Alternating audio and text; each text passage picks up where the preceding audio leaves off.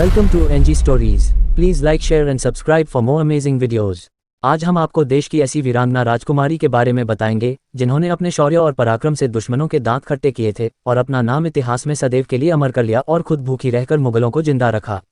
जैसलमेर नरेश महारावल रत्न सिंह ने जैसलमेर किले की रक्षा अपनी पुत्री राजकुमारी रत्नावती को सौंप दी थी। इसी दौरान दिल्ली के बादशाह अलाउद्दीन की सेना ने किले को घेर लिया, जिसका सेनापति मलिक काफूर था। राजकुमारी रत्नावती ने अपने पिता को चिंतामुक्त होने को कहा कि आप दुर्ग की तनिक भी चिंता ना करें। जब तक मुझ में प्राण है तब तक अलाउद्दीन इस दुर्ग की एक ईंट भी नहीं उठा पाएगा।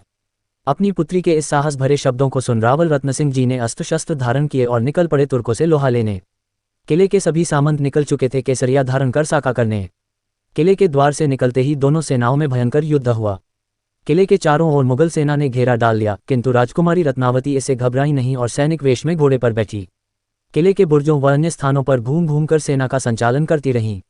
अतः उसने सेनापति काफूर सहित 100 सैनिकों को बंधक बना लिया, लेकिन सेनापति के पकड़े जाने पर मुगल सेना ने किले को बाहर से घेर लिया।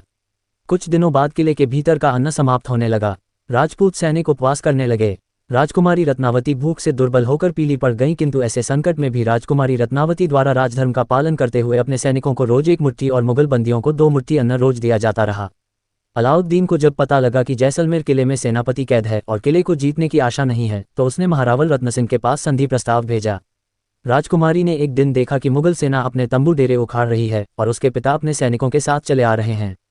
मलिक काफूर जब किले से छोड़ा गया तो वह रोने लगा और उसने कहा, ये राजकुमारी साधारण लड़की नहीं, ये तो वीरांगना के साथ देवी भी हैं। इन्होंने खुद भूखी रहकर हम लोगों का पालन किया है।